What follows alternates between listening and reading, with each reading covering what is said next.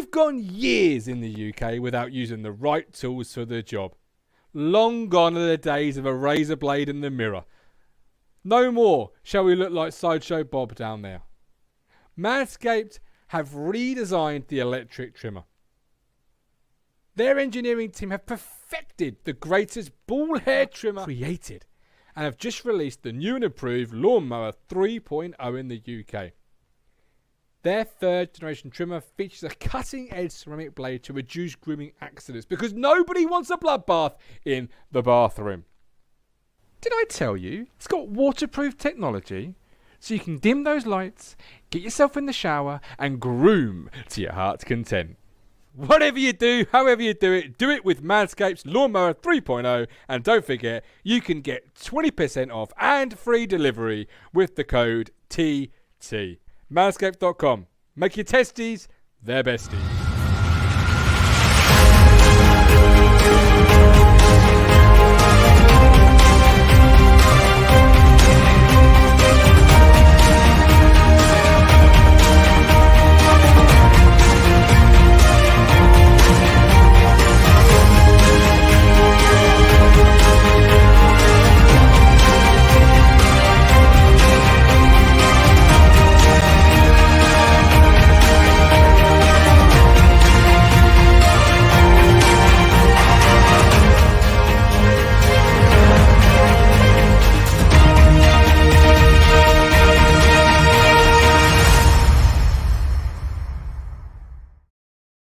Hello again, my friends, and you are my friends, and welcome back to another transfer special. What could be the last one of the transfer window of the summer of 2021. It's been a busy one. Our 18th and 19th signings, Bersant Celina, and we believe Sam Morsy will be following very, very shortly. So we'll be updating you on that when that's official, in the sense of the club have tweeted it. When that's done and that's dusted, I'll be letting you know, and we'll be obviously talking about that. We've got two great contributors and a very active chat. Love an active chat. Let's get some comments from that just to kick things off. Adam, when was the last time we got someone in on deadline day? Must be around a decade, surely. Mike Baker, Celina is an excellent signing. Should rip this league up. Fantastic acquisition. Owen Griffiths. Holy shit. It's the first words. I've just got more than wrong order there. Holy shit. Just seen Morsy expected to sign. Apologies in work if I'm late to the news. Fingers crossed. Absolutely. As I say, we'll be bringing that news officially when it's been announced, and nobody can zump us at the last minute, as it were. I expect this show to be a very, very uplifting and positive show. Maybe not like yesterday at times, but let's kick it off by bringing one of our favourite ones in. It is, of course, Matt Phillips.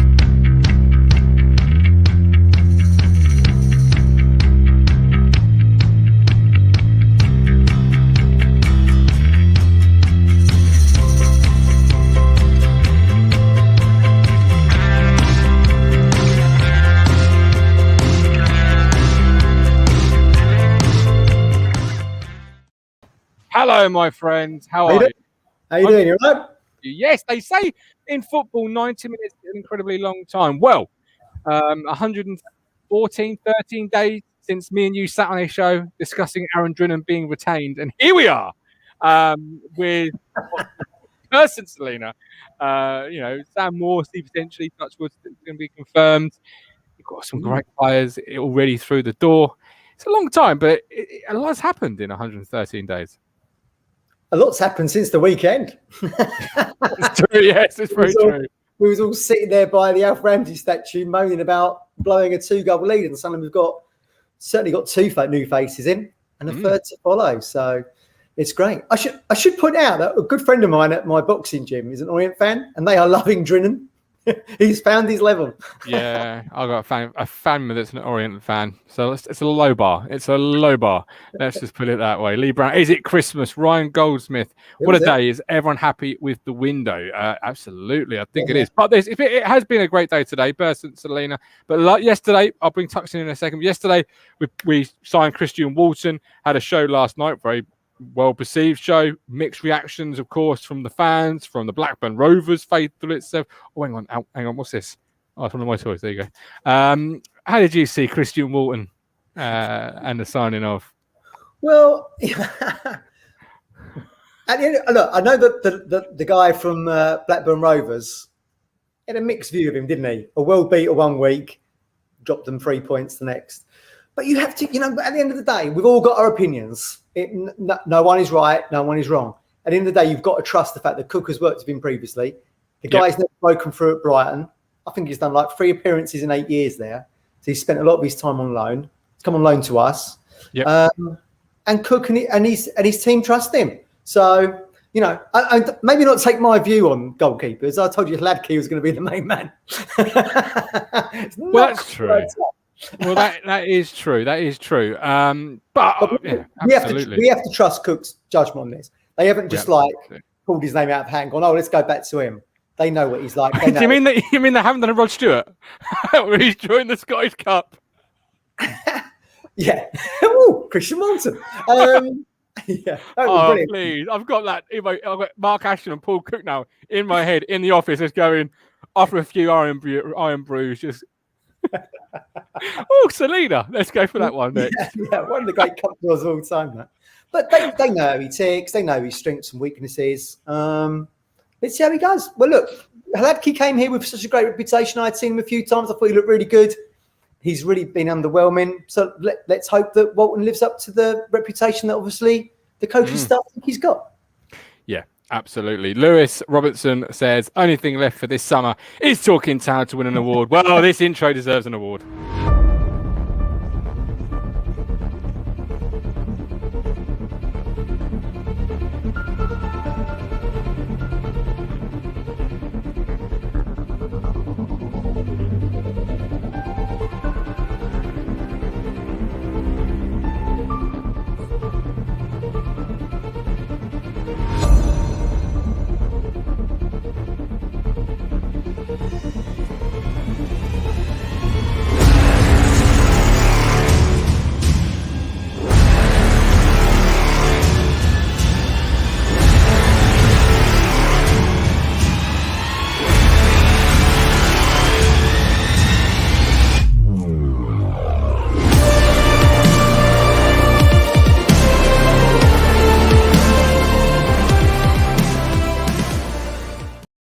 Now, in my head, I've got you coming out onto the entrance ramp, Tux, and you're going down to your knees and going like that when the music just goes like that. And then pyros are flying out of all orifice, and it's all a great time. That's in my head. It's an unbelievable intro. I've literally made a cup of tea in the time it took. There's a reason, as I say, there's a reason why some are so long and some are not, because sometimes I need that time to get my shit together. Tux, welcome in. A while since we spoke. First and foremost, the formalities first. How was your holiday down to the West Coast? Yes, it was very good. Obviously missed the football, but it was nice weather. From what I've heard, that obviously we went 2-0 up and everything else, but couldn't hold the lead, which is not unfamiliar, is it? So It really isn't. And an answer to what potentially was the weekend's issue, the goalkeeper, Hladky, Christian Walton comes in. What are your thoughts, very quickly, just to put a rubber stamp on yesterday's show and that signing? What are your thoughts on Christian Walton coming in? I thought it was quite ballsy, if I'm honest. I thought that bringing a new goalkeeper in, there's sort of rumours that, Walton was Cook's first choice sort of goalkeeper to bring in anyway. But I thought it was quite ballsy to sort of bring him in purely because Hladky's only really been here for a couple of weeks or whatever. So it's, what does that do to his confidence if he is then, put on the bench or whatever? But, it might be a case that Hladky plays until, he does another, something wrong or whatever else, and then Walton gets his chance. But I think it's telling to see that we've got 3 senior goalkeepers vying for that spot now. I think Holy's always going to be number 2, number 3, but it's really out of Walton, and Hladky is going to get that number 1 shirt. Yeah, absolutely. So Tuck sees a situation maybe of a transition if Hladky makes another clanger. Do you see a transition, or do you think come Bolton for next game back? Got 2 weeks on the training ground now. It's going to be from this point on Walton as number 1 until Walton makes clangers. I think right. Yeah, I think Tux is right. He's ballsy. They've seen that that Hladky hasn't had another good game, made a move really, really quickly, and I think that's kind of probably indicative of Ashton's character. I think in that, we've put the Evans era in the rearview mirror now. That would never have happened, would it? A few months ago. Now they've seen someone who's not performing that they brought in to be the number one. They've made a move to sign a replacement. Yeah. I'm pretty certain he would have played obviously against Wycombe Bolton, and he'll be straight in against Bolton, I would imagine. I think the only thing I'd say is that I think Cook has always been after two goalkeepers because I think he didn't really trust Cornell. I don't think he trusts both were told to leave as well. Yeah, and it's a case that you probably would expect two keepers to come into the building, but with Holy not going anywhere as it stands, it's weird that we've got three senior goalkeepers because that third goalkeeper you kind of associate with like a Harry Wright type that's a younger goalkeeper potentially. But it's good to have competition for that place anyway. That's the main thing. Yeah, absolutely. No more comfort zone. No. Yeah. And speaking of which, it's not down to a mistake, but there's certainly no more comfort zones if you are a left winger, right winger, a central midfield player, or attacking midfield player, or a striker at this football club, because you literally could be replaced about 4 times in the same game. Now, exciting times. Bersant Celina back at the football club. Bersant's a real sort of favourite of mine, if you like. I still remember that goal at Leeds. Or against Leeds at home, where he's jinxed past 2-3. It was in the intro there. Obviously, the Burton free kick. Remember that more from Mick McCarthy. The more you call for him, the more you won't see him. First of all, before we worry about where he fits in and everybody else, what are your thoughts, Tux? I'll start with Tux on Celina returning back to Portman Road and playing in League One for us. I think it's obviously a very good signing. I think he's on paper he probably gets in ahead of everyone else really because he's probably our best attacking threat if you like going on past performance. But the only thing I'm slightly concerned about is that he comes into this Ipswich side or squad not trained too much. He's obviously had that sort of heart problem as well, so again it's going to be another one of these players that's going to take a while to really get up to speed. I think I don't know how much he's going to play internationally over the next couple of days, but from an Ipswich point of view, it's a good signing. I'm just a little bit probably concerned about his overall fitness, I suppose, without a healthy pre-season in there as well. Yeah, and he has been, as you're right, as you say, he has been called up by Kosovo for the international weekend, I believe.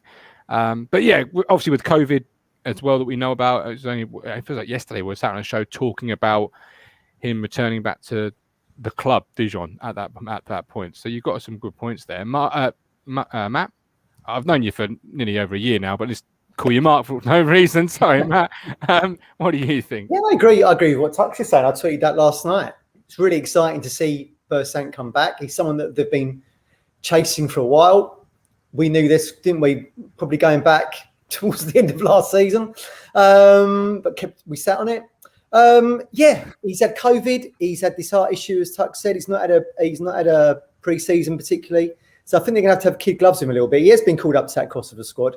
They play Georgia this week, I think. I'm just seeing Steve Parry just come up on the comments there. We were chatting last night. That game's on Sky, actually. So if he starts, that's going to be a good one to maybe watch. But I just wonder if, I remember when Celina was here, McCarthy had a real sort of thing for signing, for someone who was quite downer. He had a thing for signing flair players, didn't he? Because he got Fraser in, he got Tom Lawrence in, he got Bersant Celina in. But I think since Celina left here and went back to City and then signed for Swansea and then went into France with Dijon, played in a variety of different roles. He didn't score for Dijon last year. He spent a lot of the time as defensive midfielder. And I think Potter moved him into the middle a little bit at Swansea and played him as a number 10. So I'm not sure where I'm not sure where they're going to stick him. It sounds like he could play a variety of roles. He was an out winger, wasn't he, when he come through with us? I think that's the beauty of it, that he can play a couple of forward roles. I suppose there's kind of players already here that can play those kind of roles. I mean, I'm still yet to see much from Chaplin. I think he's another good signing. I think, but there's players in that role that we've been crying out for God knows how long, and we seem to have them all now. But they're all here, so it's only one spot for that particular player. But yeah, it's going to be good, and I think Celina will change everything. But it's just the fitness really that just concerns me. But with with him playing internationally, just playing football and playing actual matches, that can only help his cause. Yeah, absolutely. And it is right, as Crunch says, not put too much expectation. He's been ill. Patience is required. But the patience is something that we can actually give him, which sounds strange, being Ipswich Town in England's third tier, because we've not had that ability to do so from such a long time. But even if without him being here, you've got such a vast wealth of options that just having him for a 15-minute, such as Saturday, off the bench at home to AFC Wimbledon, just a different player, ball close to his feet, sticky control, likes to beat a player on a booking, or any player, but particularly ones on bookings, and he just likes to have a shot as well. And a couple of times on Saturday, you felt, pull the trigger, son. And we just sort of delayed it, whereas we know he's not like that. So what are you most looking forward to watching him about the Bersant you remember, obviously, the Bersant that he could bring to League One, Matt? What sort of tantalising you the most? I seem to recall they did like the top 10 goals, didn't they, that season? You had to vote for your favourite three. He was my 1, 2 and 3.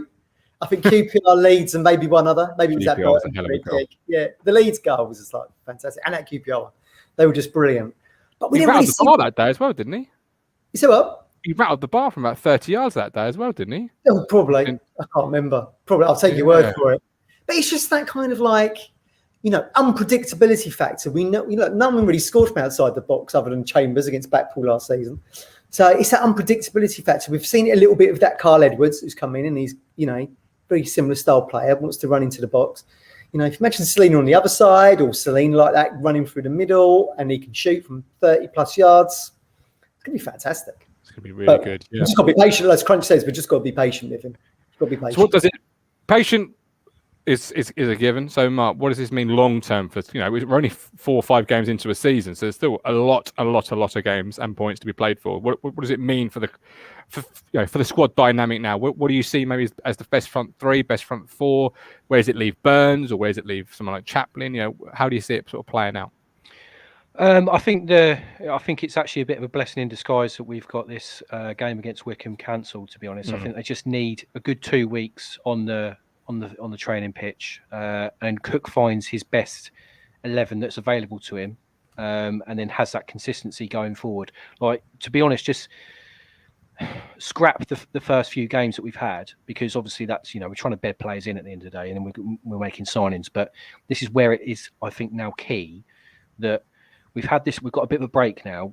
We stop signing players after tonight. We get a team together. We have some consistency there, and then everything else is a bonus. So even if Celina doesn't start, you can bring him on, and then he might be a starting player in the coming weeks. But we need a consistent bed of players, a core of players, a middle of players that is going to start games and just breed consistency and hopefully wins, because that's what we need to be doing now with all these players that are coming through.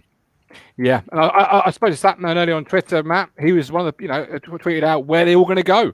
How do you follow on from Mark there? How do you see it sort of playing out as we move forward? Cookie might go Tinkerman.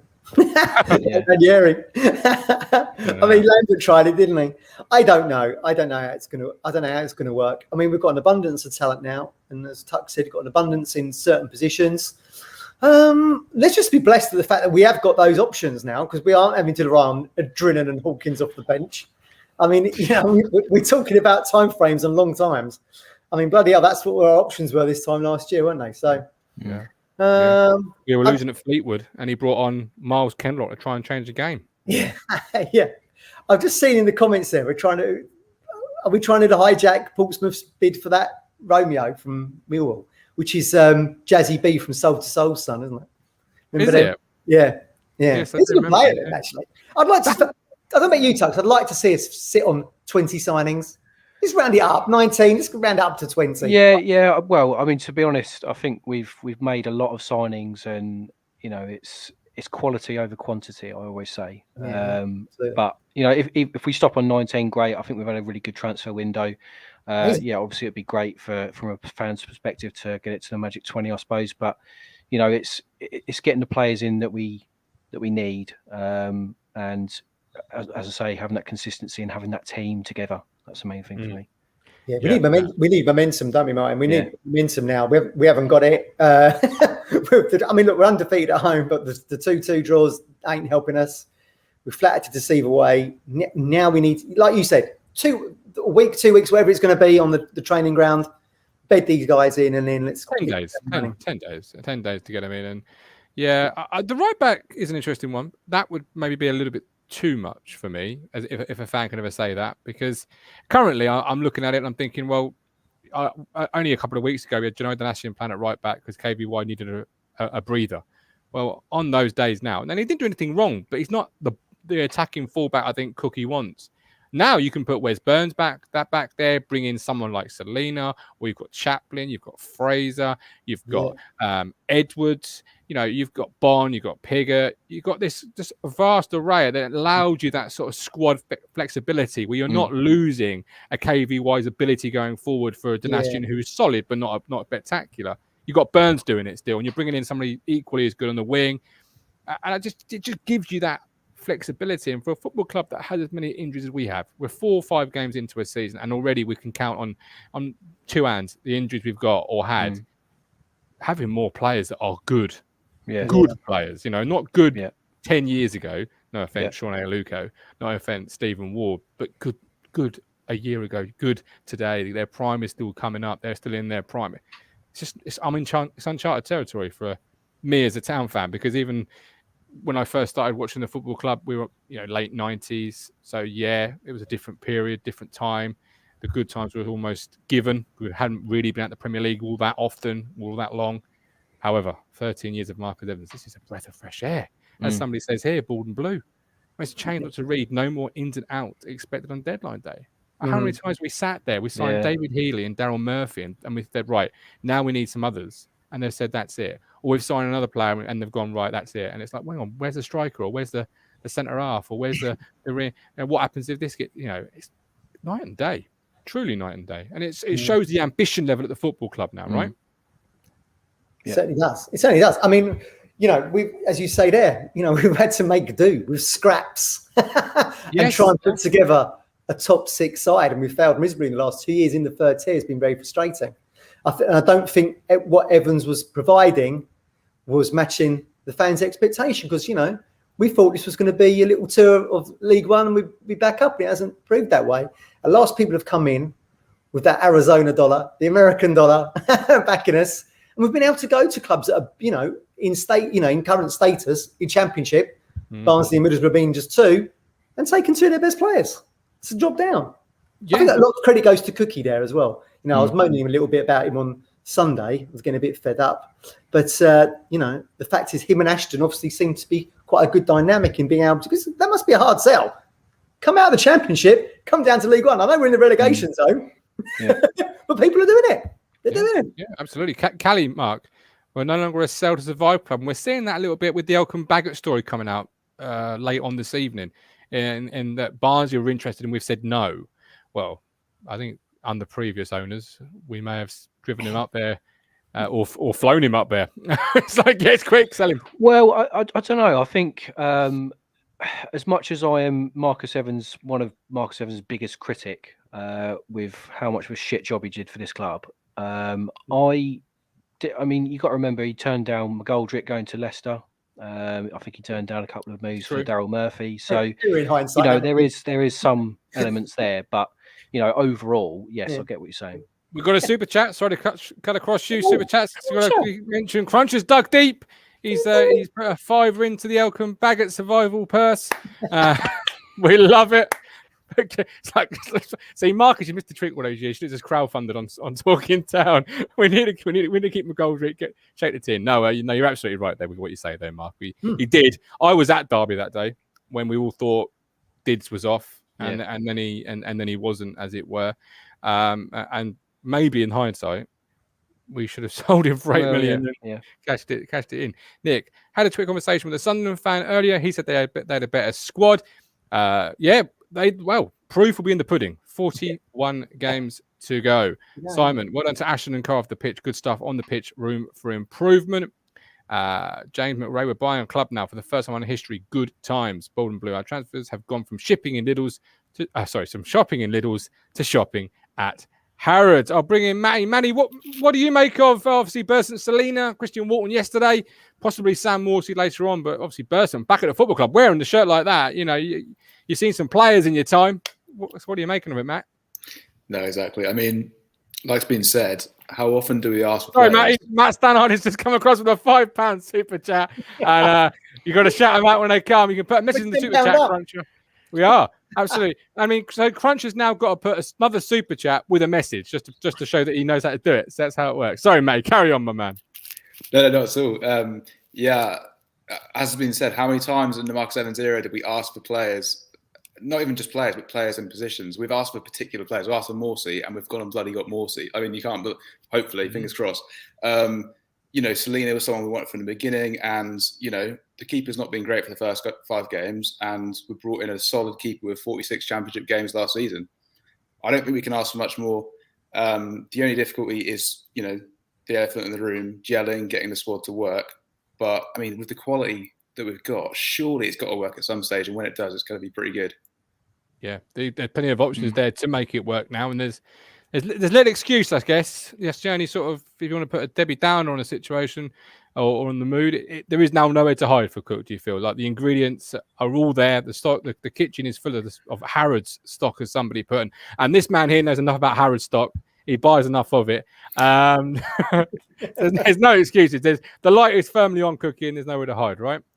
Yeah, I agree. The only slight snag is that this squad has been handpicked for Cook. You know, Morsy, Chaplin dropping down a division. It seems that it's going to be for Cook. Celina as well seems to be a big fan of the manager and a lot of the players that come in. So my only worry with that is if it doesn't work, who's going to be the player to get everyone back up again? But I really think it will. I'm feeling confident. I know that every single game so far we've gone, this game's the one we're going to get the win, and it hasn't happened so far. But I do genuinely feel like these 3 additions, fingers crossed with Morsy, you know, will add that extra bit just to get that win. You know, someone like Morsy on the game against Wimbledon, closing the game off, you know, big tackles. I mean, I don't know if you've seen his fouls penalty. It seems like a bit of a dirty player, which I don't mind a bit of, to be fair. We need a bit of that. I reckon, no stranger to the card, Matt, let me tell you. Well, yeah, so am I right in thinking he's out for 3 games? Is that right? Yeah, got straight red. Yeah. I got a Middlesbrough friend says he gets booked every other game. Hey, I'll take it. We'll get 30 games out of it then. Yeah, absolutely. Well, you're right. We needed it, particularly at Wimbledon at home. Carl Brooks, Morsy will complete the squad for me. I'm confident Cook will get those chaps going. Exciting times up and down. Yeah, I'll keep my eyes on the news reel, as it were, and once it comes official, you know, I'll let you all know. But they've certainly, Matt, in what has been a depressed transfer market, certainly outside, you know, the top teams who are suddenly starting to heat up as the window's gone on. It's certainly been a depressed market with, you know, little money, if any money, sort of changing hands. So Town have been really aggressive. Now I don't know if they'll be this aggressive in every year as the market sort of heats itself back up, but they've certainly tried to take advantage of what's been stagnation with players moving, and that can also help in players stepping down. We've been spoiled a little bit, haven't we, in the fact that we've had this takeover and everyone's coming back out of the pandemic, COVID. We know clubs have really struggled. A lot of clubs in the 3rd tier and then going into League 2, they've had to rely on these grants that have come through from the Premier League. So we're in a privileged position. I mean, you know, I agree with Tux in that Evans' era was a wasted era, really, 13 years of Evans. But you know, as Darren McAnsley told us when we had him on here from Peterborough, he said that guy is, you know, he's kept you functional, shall we say. He might not have kept us particularly competitive, but he certainly stopped us from maybe sliding down into League 2, which we can Sorry, Matt, your hard truth partner is just What's he going on here? I don't know. He's raising Matt Stannard. It's like they're playing their own little 2-man game of blackjack here. It's like, we're going to be on 60 quid in a minute. Check. Are you any good at poker, Matt? Never played. I'm not very good at card games unless it's Snap. Tux, surely raise the standard of the contributors here. Surely you're a poker man. I can see it. Your eyes. I'm not a poker man. I can't believe it. I can confirm I'm not a poker man. Is he bluffing? No bluff. See what I did there, Cruncher. We doffed the cap, sir. Thank you ever so much. But Tux, yeah, as Matt was saying there, you know. Round up. What were you saying before Cruncher got the 50 notes? Basically, before we were like, it's going to go up to 20 quid in a minute, isn't it? Basically saying, you know,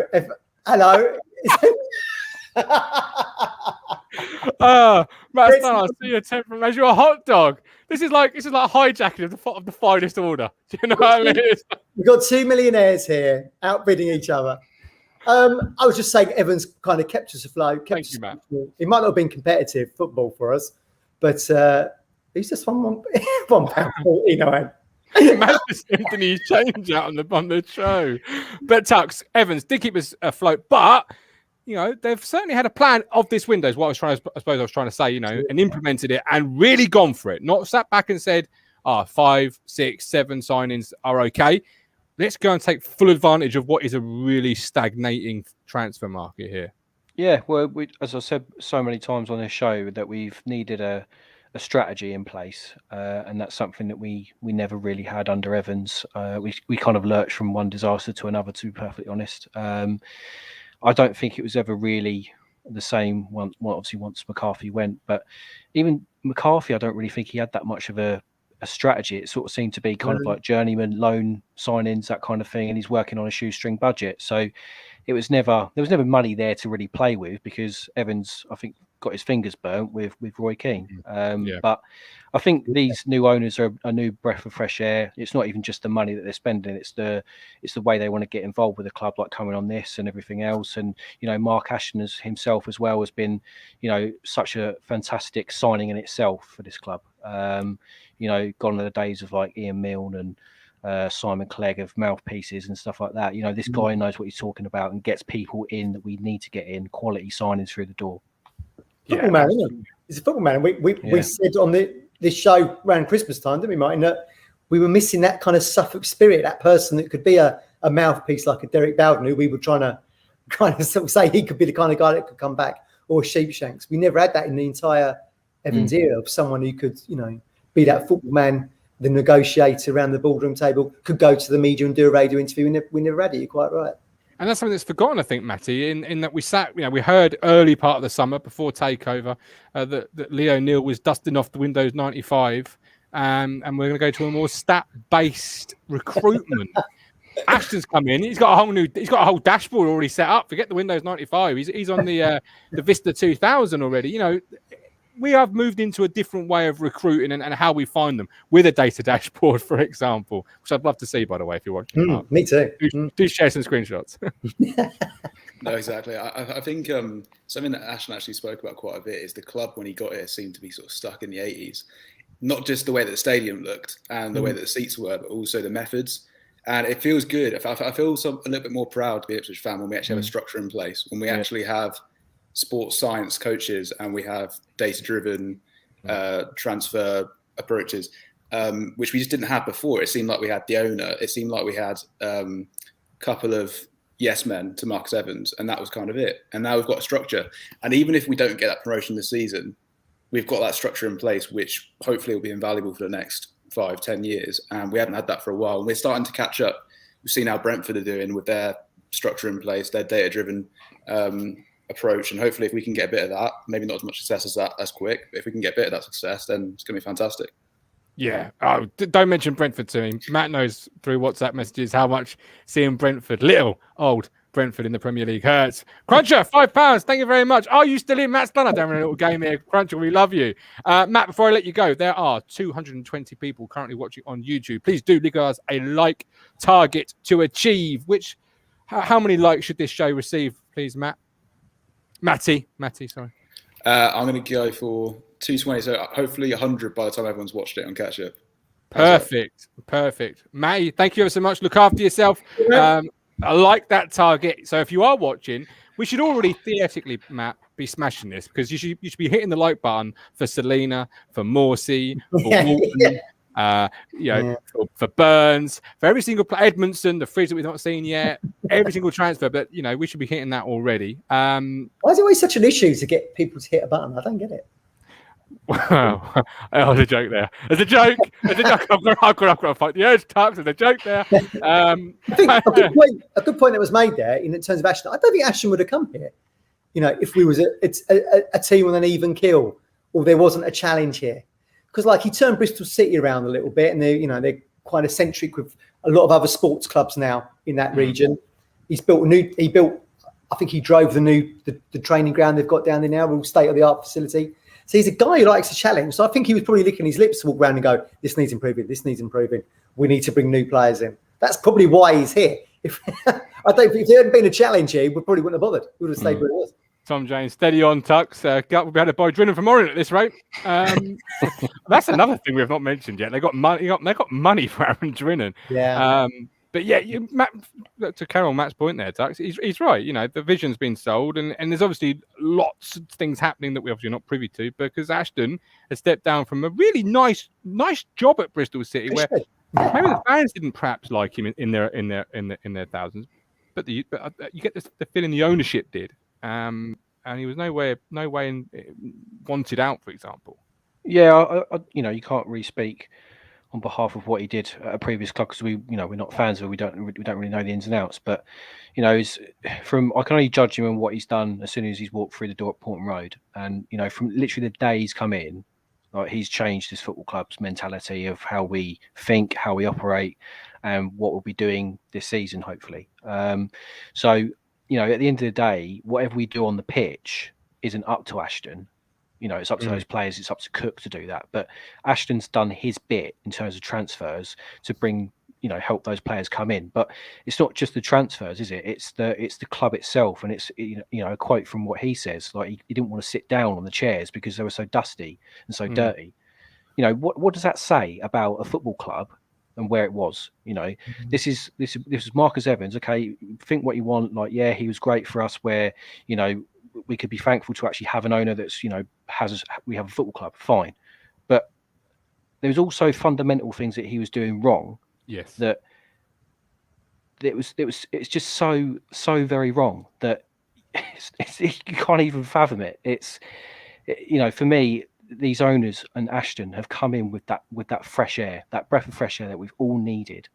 And it's just someone else said, I'm so proud to be an Ipswich fan at the moment. And yes, it's difficult at the moment because we're not winning games, but let's look at the big picture. Let's look at these 2 weeks on the training pitch. Let's see what we can do there.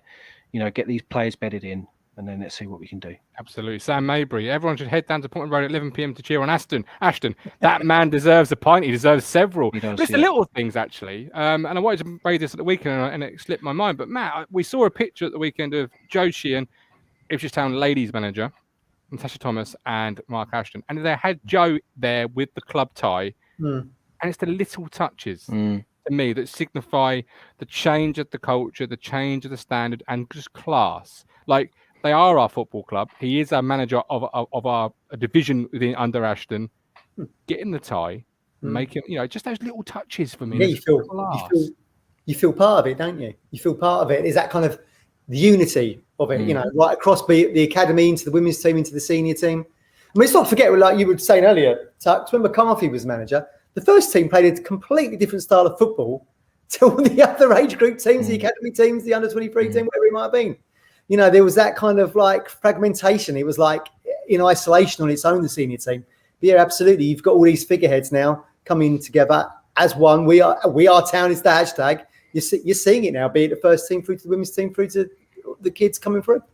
As much as I give credit to Ashton, there's not really that much that he didn't have to do in terms of on his first day, because Evans pushed the fan base so far away from us. It was unreal. And you think about, I'll just go back to the community side of things, right? And you look at the schools and you look at all the kids that want to go and play football and, for the next generation and stuff.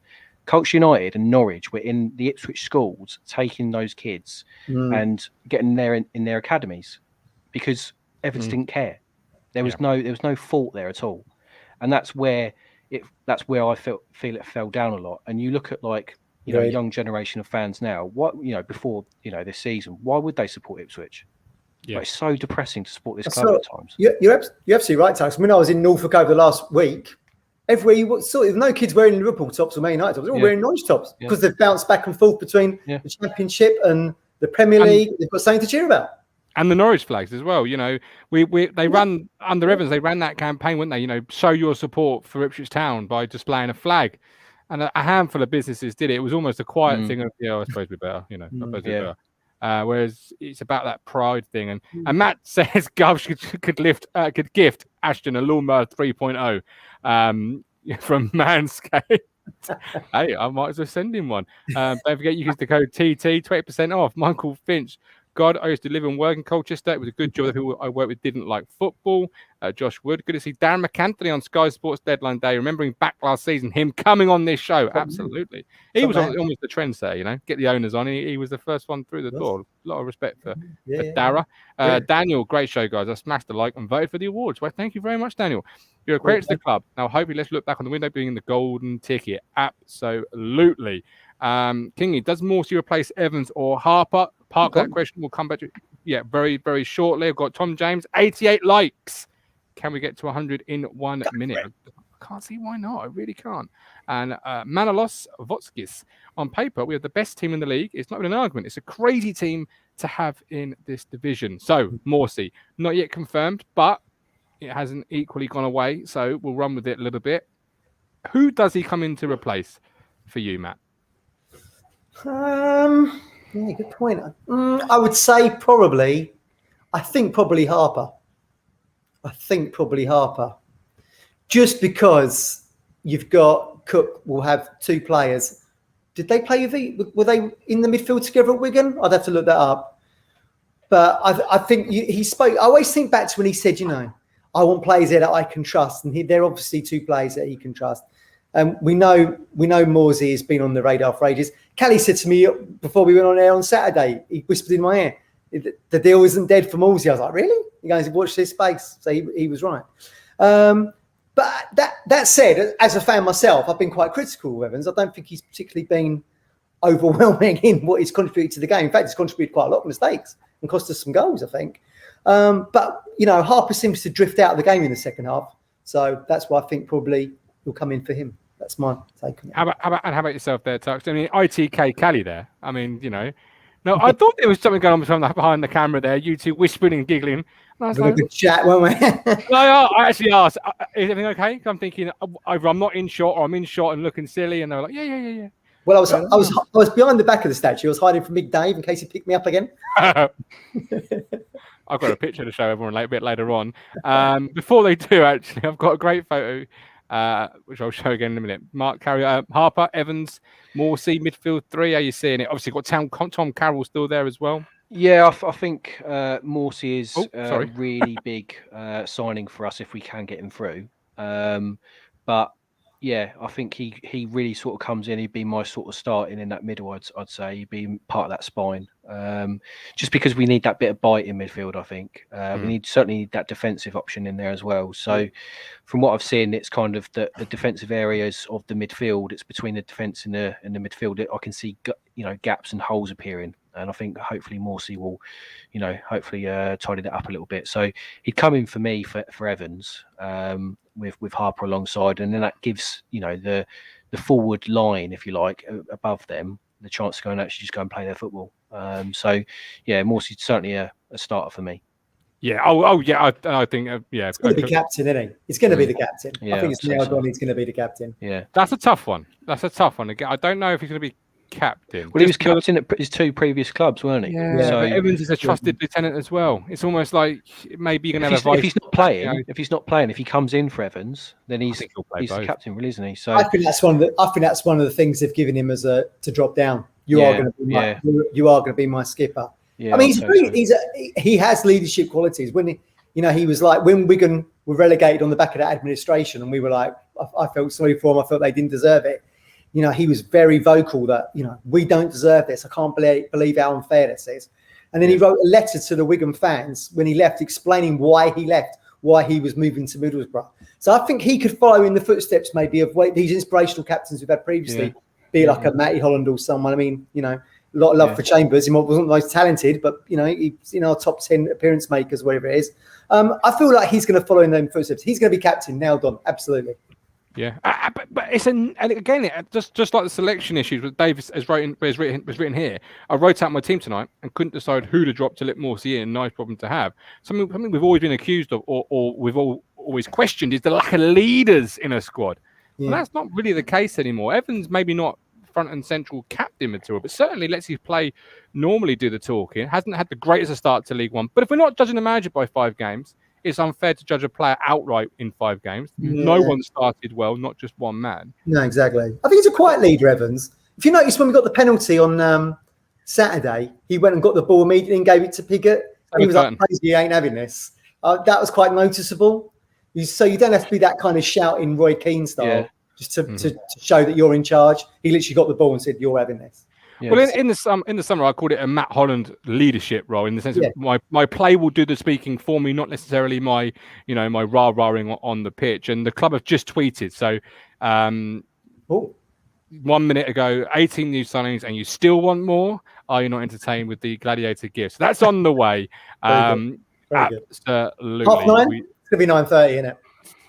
Probably. The boys are probably in. Where's that bar they were in the start of the year? Do you mean in the start of the summer? And they were sort of tweeting out. Yeah, they're probably in there now buying a lovely. Absolutely deserve it. It's been a big old summer. The Little Britain one today made me chuckle. That guy on the aeroplane.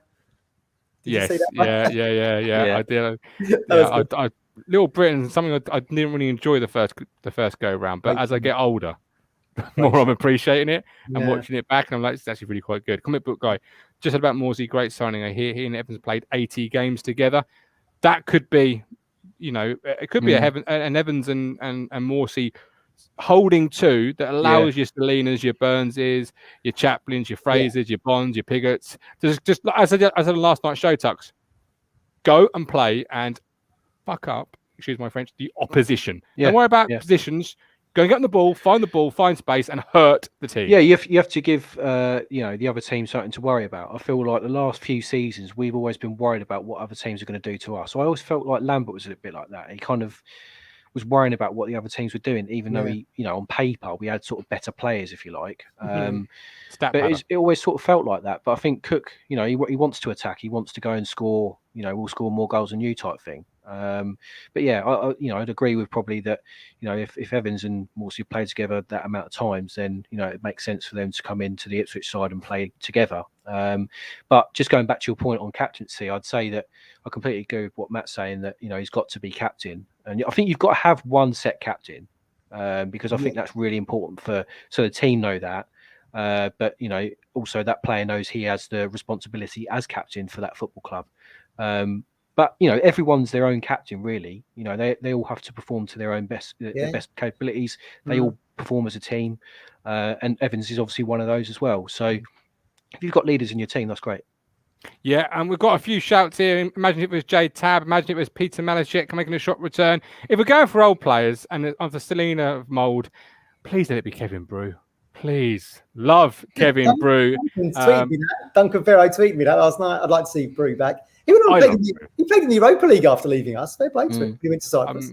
If I can change any lyrics in any songs to Brew, you ask my wife, I will say Kevin Brew. What did he do that you liked? What did he bring to that team? What did he do? What didn't he do? Just oozed class, could pick a pass. He was a very skillful player. I think he was very underrated in terms of his skill, I thought. He didn't have much pace about him, but he was kind of very much a player that had a bit of skill about him. Good passer of the ball as well. But yeah, lacked an engine. That's the thing. I think that's what it was in the end. I think he just lacked that engine.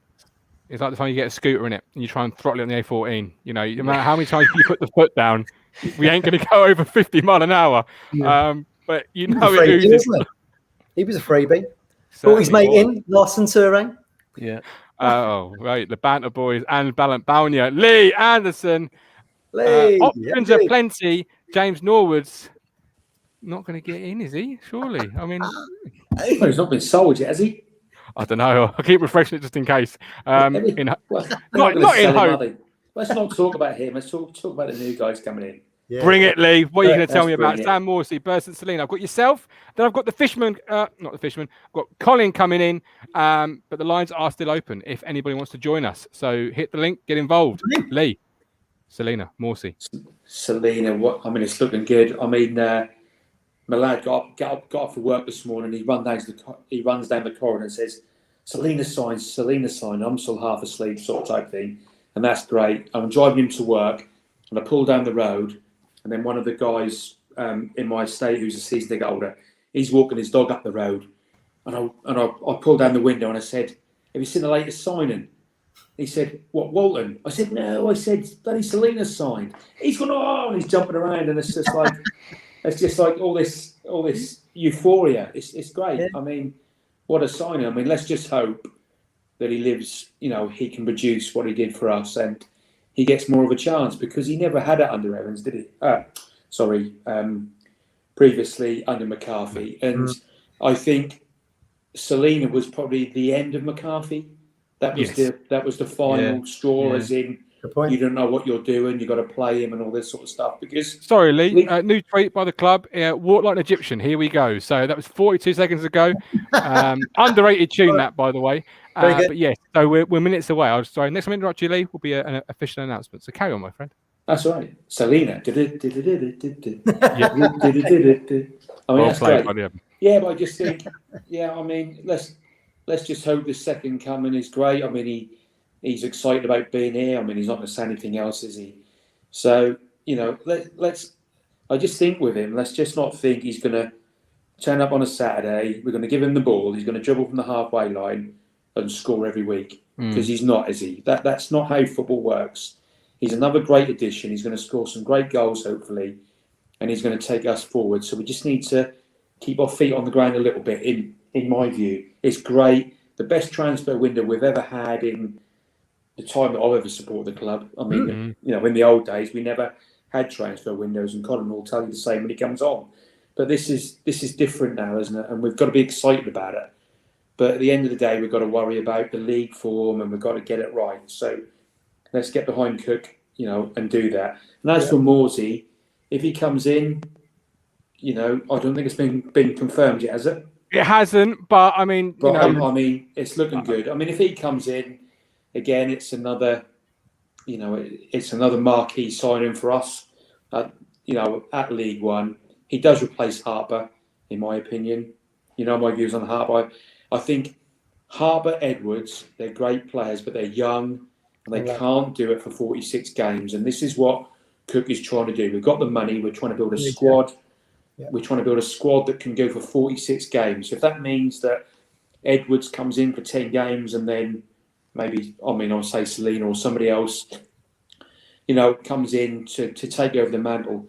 These youngsters, and Harper will be the same, they've not done it for 46 games anyway, have they? So we can't expect them to do it in League One, even though it's a lower standard. So, we're going to need that squad, and this how Cook manages that squad is the final answer. Is he going to be the best signing of the summer, or is he going to be the worst signing of the summer? And it's all down. He's got the ingredients. It's all down to him. We said on Sunday later, I was like, as you know, I was a big Cook fan, but something's just been missing. I can't put my finger on it. It just hasn't felt right. I'm hoping these signings now is that kind of finishes ticking the boxes and we can start progressing, like you say. Because something hasn't felt right to me. Maybe it's the captain, the leader.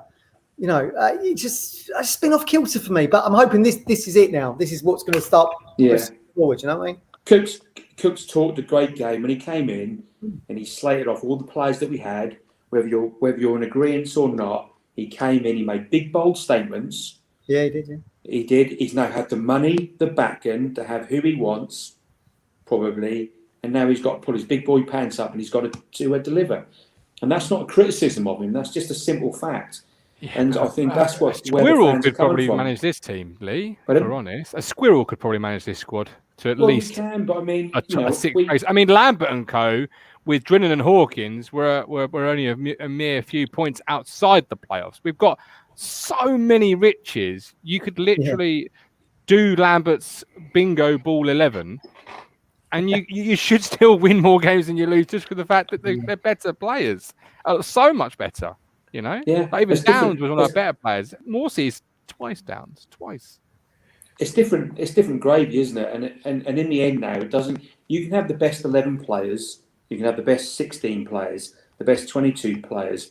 If you haven't got a team ethos where you're going to play together, work for each other, die for each other, then you're going to get beat. That's just a simple fact of sport, and that's where Cook now has to come in. And I think last season we didn't back it. We he did what he did, and he's made some bold statements this season. He's got his squad now. He's got 2 weeks, and I think for me, these next few games should see us improve. I mean, it's really exciting times, isn't it? It really is. But we've just got to make sure that Cook's got to make sure that he gets the team right, because Evans, the midfield, we can talk about Evans and Harper not being good enough. But if they're number 3 against 2, then that's going to be an issue. But Cook has his principles. The football is better. It's more exciting. I'm more entertained. But we still have to win. Absolutely. Lee, as always, keep refreshing that browser because it's going to be incoming any moment now, I feel. But appreciate you as always. Good points there, though, from Lee. Yeah, spot on. You see that a lot in international football, don't you? It's why some of the great Dutch teams of the past, they've never won big trophies like the World Cup because they were really good individuals but didn't have that same team spirit. So, yeah, Lee's spot on there. Yeah. Leone, as long as I don't hold hands when we win 3 points and walk towards the North Stand cheering in August, I think that was, or at least certainly September. It wasn't later in the season, was it, when they were doing that? Nathan Sykes, Lambert didn't get us close. The players didn't perform until he was on the way out. Nothing to do with Lambert. Matt Johnson, let's be honest, the players are only here for PC, so the League One coming to every position. To Sam Morsy, he could sell extra fingers to Norwich fans. He's the most backed manager. We were talking about people being backed. He's got to be the most backed manager ever in history of Ipswich, isn't he? He probably would have never signed about 9 players in his own reign. I think. You know what I mean? He had better foundations, though, didn't he? You know, he had better, much better. Yeah. Cook's not had any foundation. He just had a plot of land. You know what I mean? Like, he's had to lay everything himself. Yeah. New cement, the lot. James Spink, great to see a fist pump with the win against Bolton, but who will it be? Crunchers then says, no fist pumps, please. Do you ever want to see a fist pump from a town player ever again, Matt? Yeah. No, I liked it. I used to like it. Ooh, it was good. Yeah, atmosphere. I think it's good to have a captain that does appreciate the fans, who has that sort of strong bond with fans, I think. You had like Matt Holland that will go around after every game and clap the fans. There's things like that you don't have to be the best player in the to ever play for Ipswich or the best player in that team, but if you show that you have a bit of passion for the badge, then you're a great player in the eyes of this fan base, really. Hox has just tweeted, it's Mido. Yeah, I've just seen that. Absolutely. Carl Brooks, Amazon missed a trick with us. This could have been a great all or nothing series. I don't know. They've got a great one with Arsenal, don't they? Let's be honest. All or nothing. It's mostly nothing with Arsenal. Hoover Cat, new owners, new manager, new players, new batteries. Off we go. It is incredibly exciting things. They keep hitting that refresh button just to see if we're not. And of course, we lost. So Dobra's gone to Colchester now. Then that's been confirmed, is it? That's a bad move for me. We discussed this Friday, didn't we? Why would you go there? Why? Yeah, you weren't a fan, were you? You got after last year's season's team there. Still a League Two side though, Matt. Huh? Well, I seem to think that Dobra is a little bit of a comfort player. I think he likes his comforts. And I think he's obviously going to go and play, with Chambo, Scoos, players that he knows. And I think he'll do well there. But it's whether he gets played in a position that favours him. Because it's commutable, isn't it? That's the issue I've got. He should have gone somewhere else. The fact is, I don't think Chambo and Cook got on particularly well, is what we hear. What's Chambo going to be in Dobra's ear about? Could happen. Well, hang on. I've got a notification. Hang on. Oh, no, wait, that's not. As it is, Sam Morsy has been announced on a 3-year deal. Midfielder becomes 19th and final edition. We have now got the confirmation that admin have shut up shop and gone home for the night. Final edition on deadline day. Tanner signed defensive midfielder Sam Morsy from Championship side Middlesbrough for an undisclosed fee. The Egyptian, I will work hard to try and find out. The Egyptian becomes now the 19th and final signing of this window after agreeing a 3-year deal, which will run until the summer of 2024. 29, and he's a natural leader. There you go, captain material there. That's got to be, that's $1 million plus, surely. And he didn't even, and he was happy at Boro. So fair play to Ashton and Cook for getting him to come here. That is massive. Massive. Just going to read out what manager Paul Cook says, and I'm bringing in the GOAT, and we'll get his thoughts, and we'll pick again up with both yourselves. We've got Town Manager Paul said, they've copied and pasted that from previous statements. Town Manager Paul said, I'm absolutely delighted. My relationship with Sammy is there for everyone to see, dating back to when we were at Chesterfield. Sammy, again, has been a long-term target. He's someone that we've had to be patient with and wait to bring in similarly to Bersant Celina.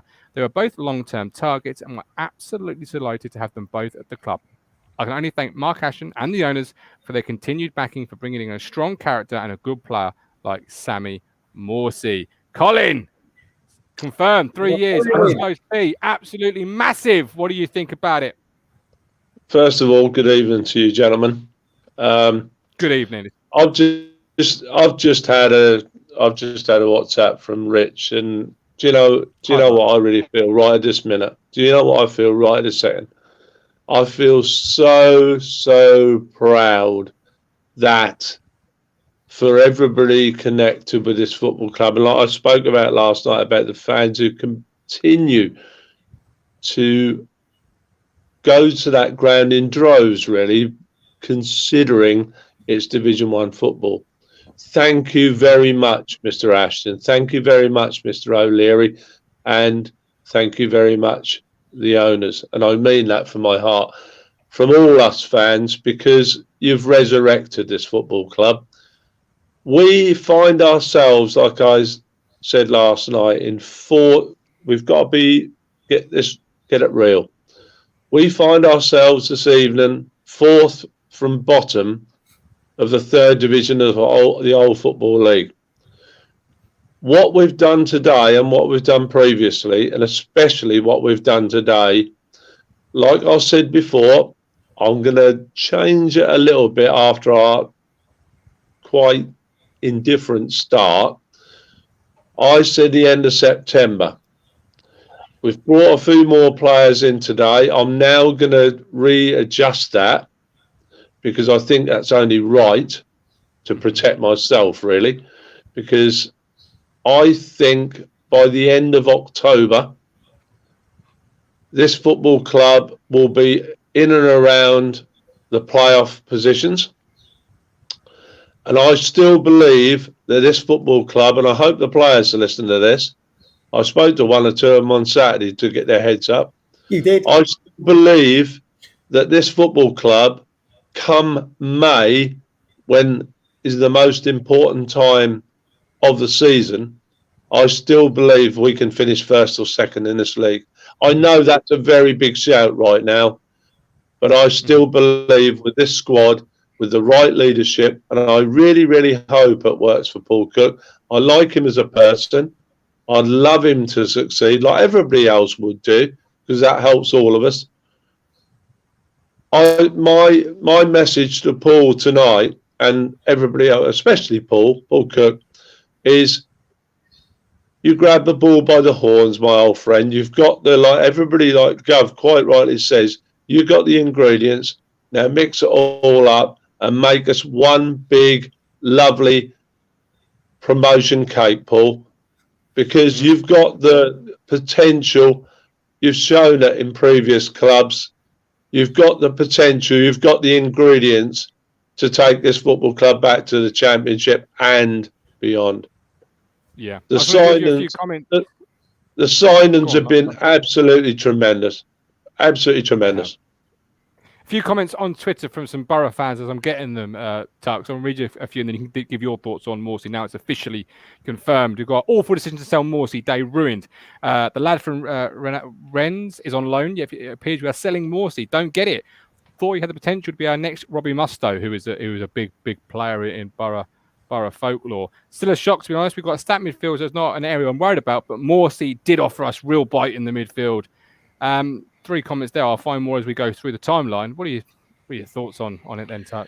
Yeah, well, even before it was confirmed, I was chatting to my mate Carl, and for me, it is very much a case that Morsy is our big signing. I think the signing that we need, as Cook has said himself, that's a player that they've been after for quite a while. I think this is probably a better signing than Celina, arguably, just purely for where he slots into this team. We need someone, or we've needed someone with a bite in midfield in these opening games. That's clear to see. And as it's transpired tonight, we've obviously found out that Evans has a sort of partnership with Morsy in there as well from his time at Wigan. So there's that sort of base there. As I keep saying, we need that strength in the middle. We need that spine, and he is going to be, I think, the player that's going to become our new captain, the player that's going to take us forward. And I think, as the Boro fans are saying, if you're saying that as a Championship club, who I think will do quite well this year, that's again, we've gone to a Championship club and poached one of their better players. So, I think that's a very good signing to have. And for me, I'm not just saying this because he's just signed now, but I think he's our best signing from the window, personally. We've lost you, Gov. Can't hear. Sorry, I do apologise. Pressed the wrong button. It was Matt Stannard's fault. He's just sent me something which I got quite excited about. He says it's a tweet from the Boro Bruce Lee. See this guy here? Well, he's gone to Ipswich Town. He was our great pyramid of geezer in that midfield. Now he's going to be Ipswich Town's great tractor of Suffolk. I just hope their fans are prepared for a player of his nature. Good luck, Morsy. And he's built like a fucking tank. Look at the picture they've sent with it. Gav, can I just come in there? I read. Excuse me, Gav. I read 3 or 4 comments by Middlesbrough fans just before I came on, and the comments I read from the 3 or 4 Boro fans that I read, they're absolutely gutted. He's left, absolutely gutted. Yeah, and that's what I'm picking up here. And Sam, Matt. I'm all over the shop tonight. You can tell I don't feel well. What do you make of the Sam Morsy transfer? Yeah, brilliant. Just brilliant. He was the one I said to you earlier today, wasn't he? I'm really pleased we've got Walton and Celina, but Morsy was the one I really wanted because I knew what he was going to bring to the table. I knew he's going to, we can guess he's probably going to be the captain. I think he'll be an inspirational captain. Like we say, we're missing that bite. We're missing someone who's going to put a foot in. We've seen that in the fact we got bullied a bit at Burton and Cheltenham. And now we've got someone who can negate that. So brilliant. 19 and done. By the way, Colin, I hope your mum had a happy 98th birthday. I saw Goxie message that earlier on the comments. She absolutely did. And Venetia made her a beautiful Victoria sponge with a 9-8 on the top. And we had it with a lovely cup of tea. It's brilliant. Brilliant. Lovely. Great stuff. Best wishes. It is. Tom James, there's a lot of hard work ahead of us, both on and off the pitch. And as I've said before, we can only achieve success together. Now let's get down to work and get on with the season, says Mark Ashton, Fisherman. Welcome in. Lovely pink headphones as before. You leave them alone, all right? It's my coming out. It's my coming out is more Mr. Positivity. Beautiful. Mark Ashton there, Fisherman, with we can only achieve success together. Sam Morsy, new captain. Built like a tank, a bit of a brick house in the midfield. What do you make of it? Well, I mean, if you start at the beginning of this sort of end of last season to where we are right now, and if you look at the type of players that we've brought in and we look at the squad that we've got, I know there was a lot of talk, we're not going to have such a big squad, but we have got a big squad. There's no two ways about it. I think there's 28, 29 players now. And obviously probably maybe a few go out on loan. But let's be brutally honest. It has been an absolute superb summer of signings, isn't it? I mean, from a Town fan, how can we not be happy? Yeah, exactly. I know like it was all a bit doom and gloom at the weekend, and I'm still pretty seething about it. And my take on it is, right, Cook, you've got the players, you've got the ingredients. Now get out there and sort it. Yeah? Sort it and get it right on the pitch. Because if not, you'll go, somebody else will come in and they'll make good of the players. That's the bottom line. And, it's easy to start. Look, I'd love to see us in the top 2. I think for us to make top 2 now, we've got to go on an amazing run. We have really. I think the best Mike, can I just come in there, mate? Honestly, mate, Mike. Good evening, mate. We've got 41 games. That's 123 points to play for, Mike. Mm-hmm. Yes, we've got a little bit of you know, it's like a horse that starts off, you know, really, really slowly in a like a 4 mile race, you know. Yeah, it makes, you know, or make the ground up, you know, and finish up winning. This is what this is, you know. It isn't a 5 furlong race, Mike. It's a Grand National course kind of thing. You know, we can make the ground up. We've got plenty of time, Mike. We've got 123 yeah, points to play for, mate. Oh, of course, You know, I get we that. can make this up, Mike. Don't worry. But I mean, look, you know, it's the problem is obviously is that, you know, we got on this excited bandwagon before, and then we got hit with a couple of low blows and a puncher, shall we say? And now we've got another week of fantastic signings. Who really, let's be honest, is there one of them we didn't like? Do you know what I mean? I mean, I was. We all said we needed another goalie. We got it. We all said we needed someone in the midfield. We got it. You know, we've got the players who can score goals. We've got players that can that can run the midfield, and we've got players that can, a goalie, and we have got defence. You know, if they could just sort out their mistakes and stuff like that. And the reality is, I think, you know, we have got to start winning a few games. We've got to get a good run together. I'm not saying win every game because that's not going to happen, but for us to really seriously take this division serious and get ourselves out, the players have got to go out and give 150% every game. Cook's got to get his tactics right. None of this 4 minutes to go, bring on a player, hope he's going to win the game rubbish. We need to, if we need to change at 60, 65 minutes, do it. You know, we shouldn't be conceding. We should not be giving away 2 goals on a 2-goal lead. You know, especially at home. I could have handled that more if it had been away, but at home, nah, not happening. I'm not going to say you definitely won't from this point on, Matt.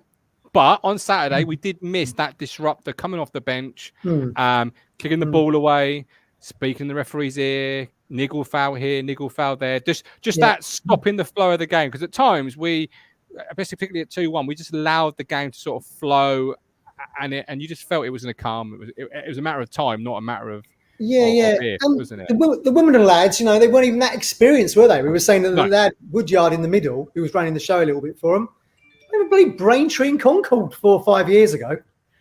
You know what I mean? So yeah, we Mike's right. We allowed that to slip, and it was really annoying.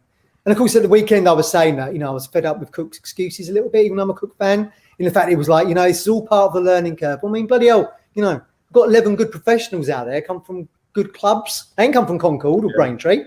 Come from West Bromwich Albion. They come from wherever. So Matt, we certainly, Mike is right. We certainly missed that midfield, like, you know, enforcer kind of thing, you know, where we're kind of being ran through, if you like, you know, and we signed a bloke today. Obviously, I ain't seen him loads of times. So I haven't followed his football clubs, but you know, we've obviously signed a unit here today. We've signed a player who likes to tackle, which is exactly what I said last night. If anybody listened to the programme, I was looking for a player. Martin asked me, what do I want? And I've just been given the best Christmas present I could have had like 3 or 4 months previous, because that is exactly what I wanted, because, you know, I know me football and I know where we were being kind of like, you know, like a knife through the cake, you know, like, where we was being cut through, you know, and Just come across you there. Sorry, Colin, because I've got an official statement here from Mark Ashton, courtesy of the ITFC website. So I just want to read out, just as we continue the debate here on the show. Club CEO Mark Ashton has penned the below letter to town fans ahead of the summer window ending this evening. Dear supporters, I wanted to directly speak with you ahead of the summer window closing later tonight. We've signed 19 players this summer, 2 of those being finalised today, but that is all in terms of incomings. While I cannot rule them out, any outgoings in the final hours of the window are also highly unlikely.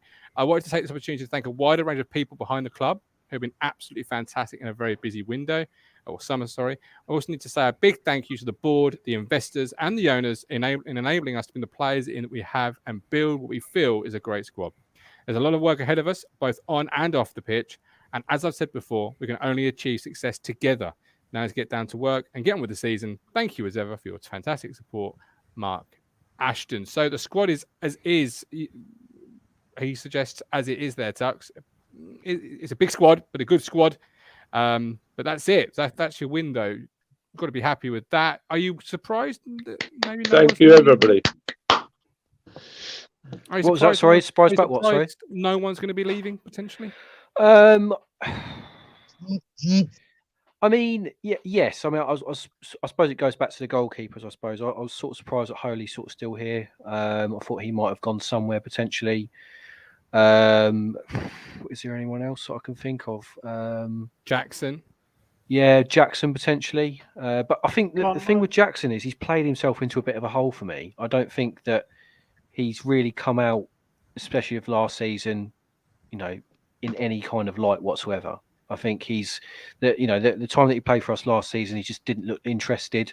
I know he's been played out of position a lot of the time, but you have to play and you have to score goals to get interest from a club that you want to be. Like, he wants to be in the Championship.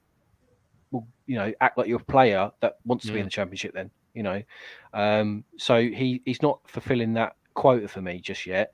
I'm surprised he's sort of still part of the plans, if I'm honest, especially with some of the strikers that we signed and kind of the formation that we play as well. So I think going back to your question, I think, probably Holy and Jackson, I'd say. Absolutely. Damien Knight with the super chat. Thank you, Damien. Damien. Yeah. Big shout out. Blowing Matt and Cruncher out of the water. Not as a competition, but thank you so much.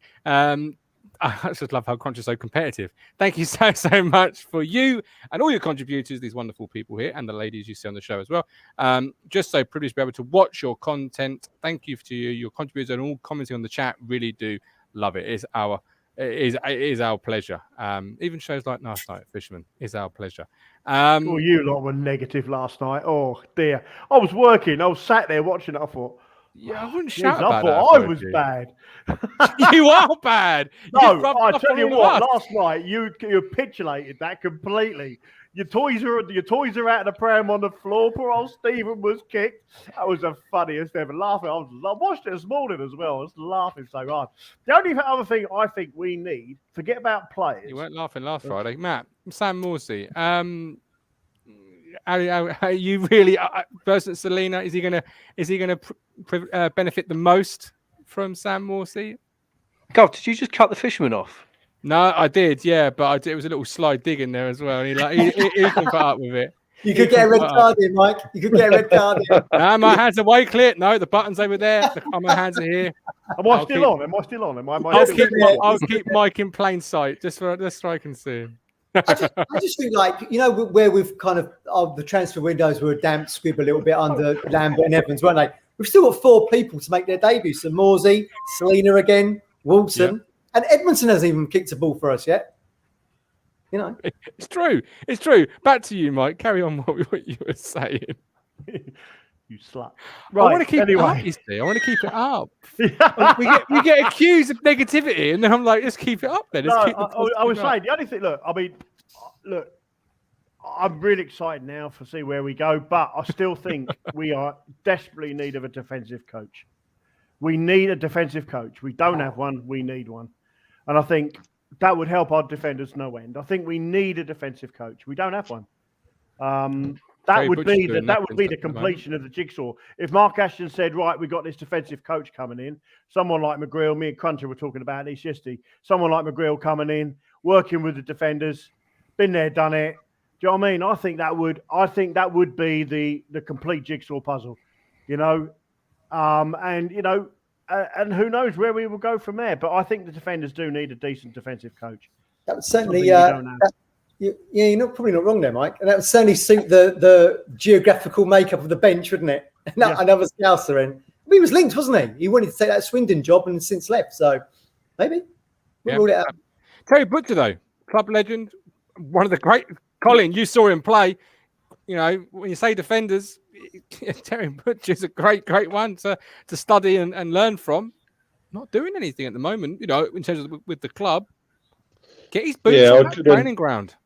Yeah, I couldn't really understand that one, to be perfectly honest with you. But is he not too old now? Do you not think he's too old to be doing that? Yeah, perhaps. Thinking down there for dancing, you may stop dancing, but you don't stop thinking.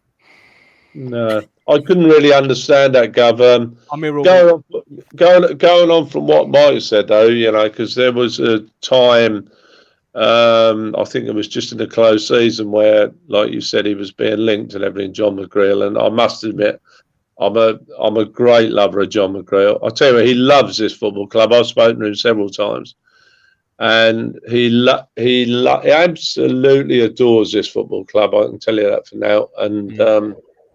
I think he'd walked any A12 career. I'll tell you honestly for a job at Ipswich because, and I think also he would be because he was a very, very good defender, as we all know.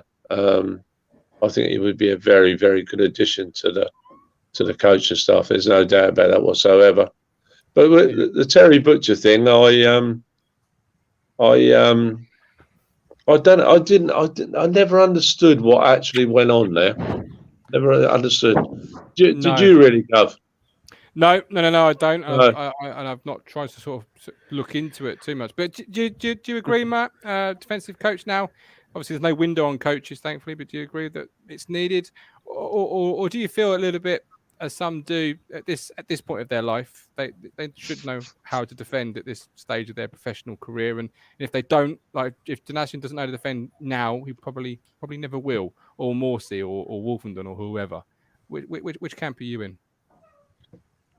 Matt. Who's that question? It's up to me. Matt. No, Matt. I did say that. Sorry, Matt. Who's it, Tuck? Sorry.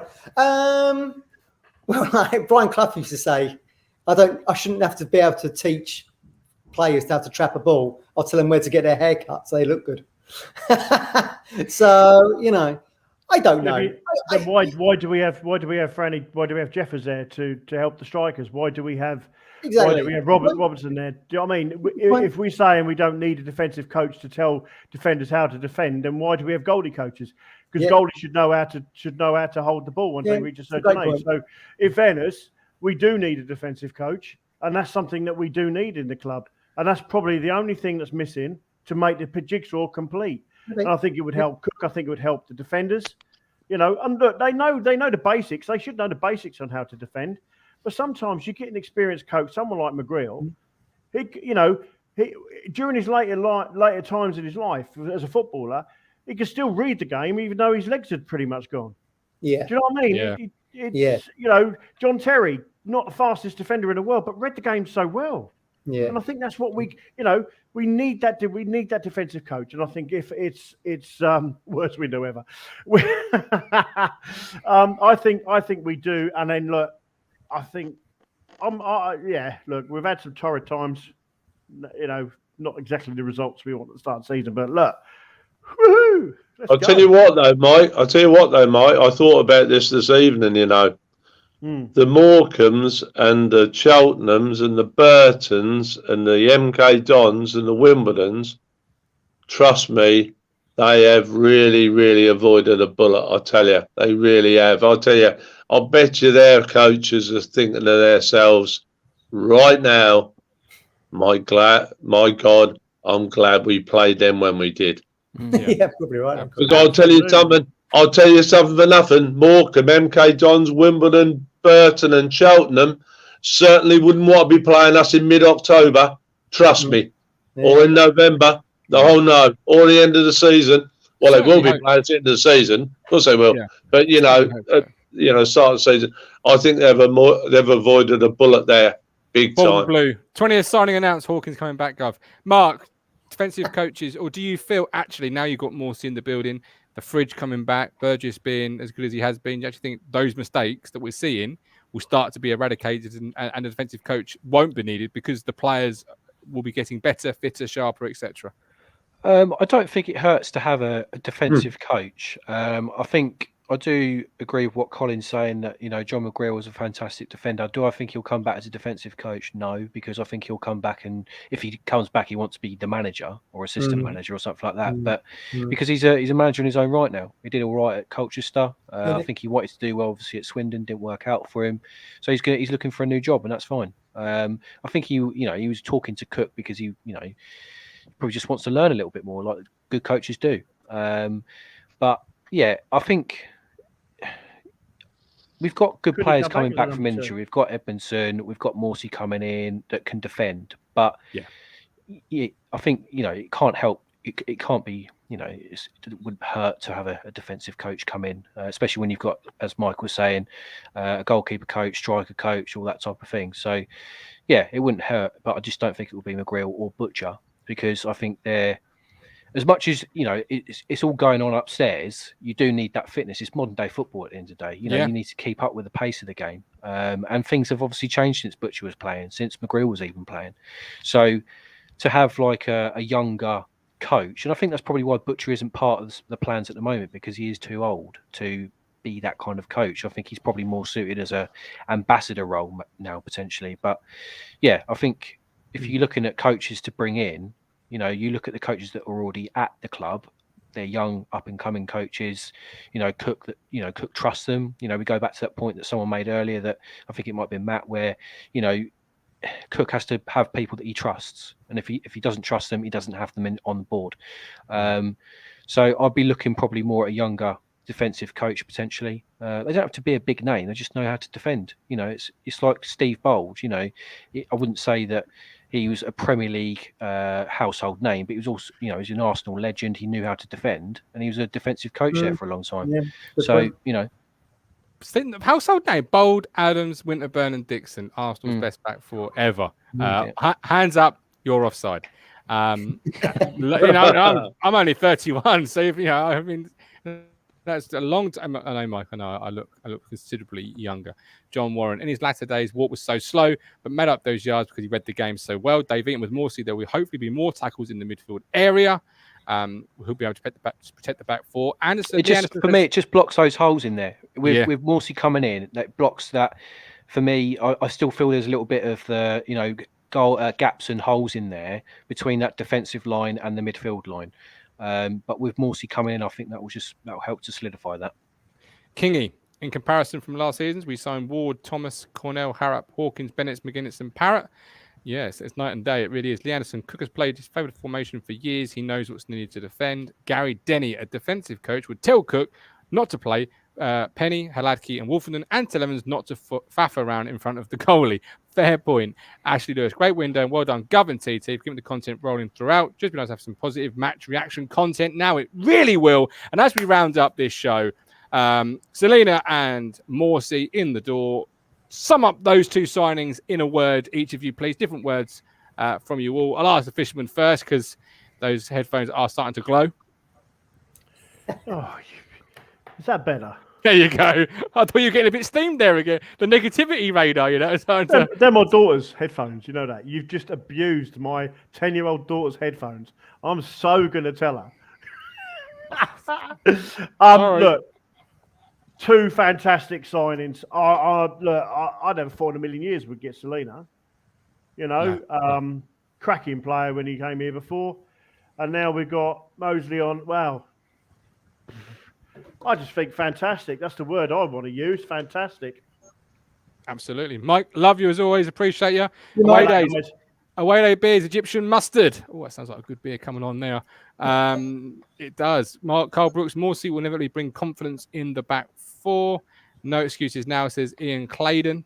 Colin, one word, Celina Morsy through the door. How are you feeling? Fabulous. Oh, fabulous. I do like that word. It's not used enough. Fabulous. Bonza, says Tom James. Just very quickly, out of the two, who do you think will have the better season? Morsy or Celina? What, is that to me, Gov? Yeah, it's to you. Yeah, you're the goat. There's only one goat. There's only one goat, Colin. And that's you. Ask the question again, Gov. Sorry, I'm getting a bit late for me. Who will have the better season? Celina or Morsy? I would. The two players who signed tonight. I would. I would say definitely, not definitely, probably Morsy for me. Watch out for those splinters, Colin. I do love you. Probably, not definitely. He wanted to say definitely with Morsy. He did. He desperately did. But he didn't want to. He's been borrowing the Stephen Parry splinters. We do love you, Beat. Hope you're well. Mark, one word to sum up the window from Morsy and Celina from you. Orgasmic. Oh, I like that one. Yes, Matt, you can't top it. But I'm going to use a word that I think our three lions over the Atlantic are saying right now. Awesome. hopefully in a much better way than what you just described to do there. Carl Brooks 100% thinks Morsy. Lee says Celina because Morsy will go unnoticed. Maybe after the first 5, though. I don't know because it has been glaring. Callie, who was coming on tonight but never appeared. What's happened with the chat? We're talking about Mike flashing and he's... Well, I don't want to know what you're talking about there. Cox's comments in the great Ric Flair. Woo!